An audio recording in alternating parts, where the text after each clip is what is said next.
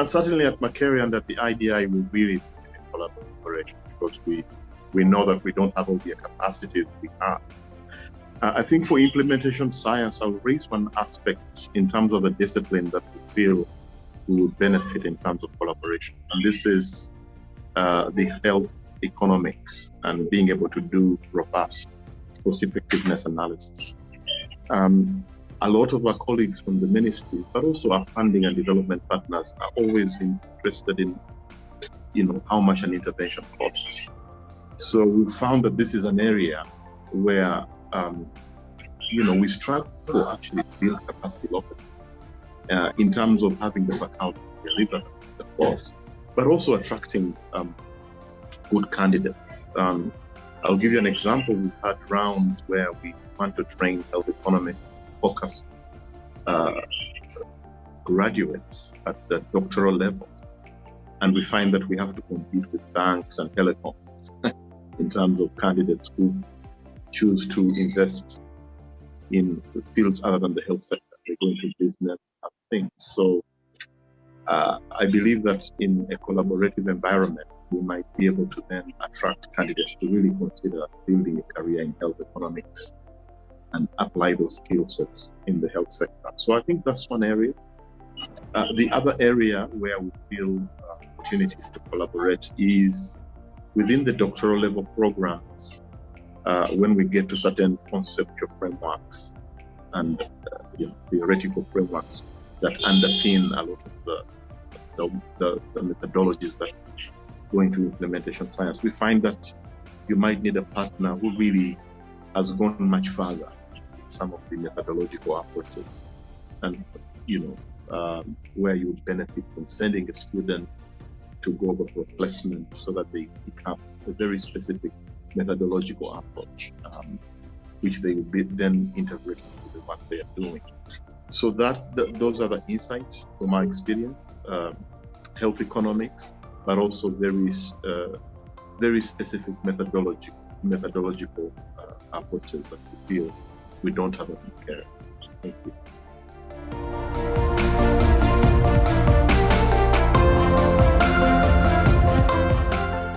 One thing that also came into my mind is that effective. Effective is sometimes not very clear what is meant by intervention which is effective. Sometimes a change in a good way, but it's just at the process. It's not at the output or at the outcome level. Would that be count as effective? And if it's not effective, especially if the players are multi-groups, different groups, how would this be solved?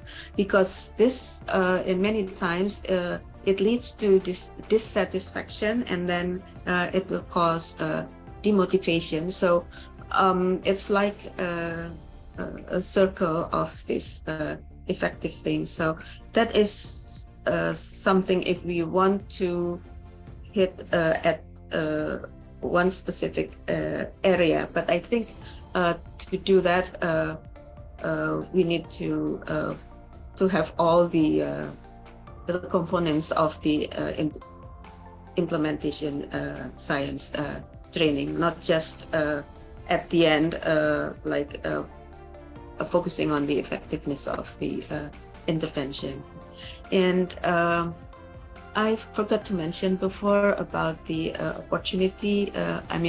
From the first question, actually we have a very good opportunity that we were permitted to be in staff's course in Berkeley.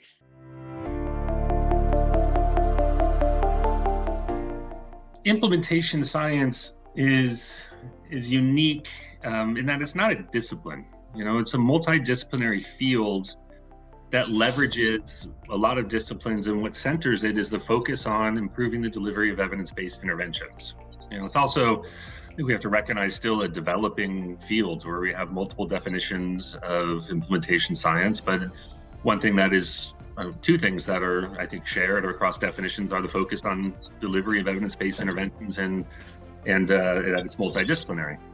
So from that perspective, it's a benefit and a challenge. From a benefit perspective, if we're leveraging different disciplines, then a lot of tools are already there for training, and it's really bringing in different disciplines and reframing questions so that they focus on how to improve delivery systems. But it's also a challenge because rather than, say epidemiology, where we're focusing on really a core set of methods, implementation science is going to take us much broader. And I'm thinking at a higher level training for people who want to dedicate their work to not just formulating and funding questions of implementation science or supporting implementation science research and embedding it into their practice, but those who really want to devote their careers to implementation science. So from the multidisciplinary perspective, thinking about, well, how does epidemiology need to be reframed to focus on understanding if an implementation strategy is leading to improved delivery of an evidence-based intervention in a very complex environment, a quasi-experimental or observational environment? Or how do we reframe the tools of organizational psychology and bring them to bear on improving organizational climate to then support delivery, or health economics to focus on implementation science? And then within this multidisciplinary field, trying to center it on questions of delivery, there are formal tools of the field of implementation science, implementation strategies, theories, models, and frameworks, and applying those to understand determinants of implementation or to guide evaluation efforts.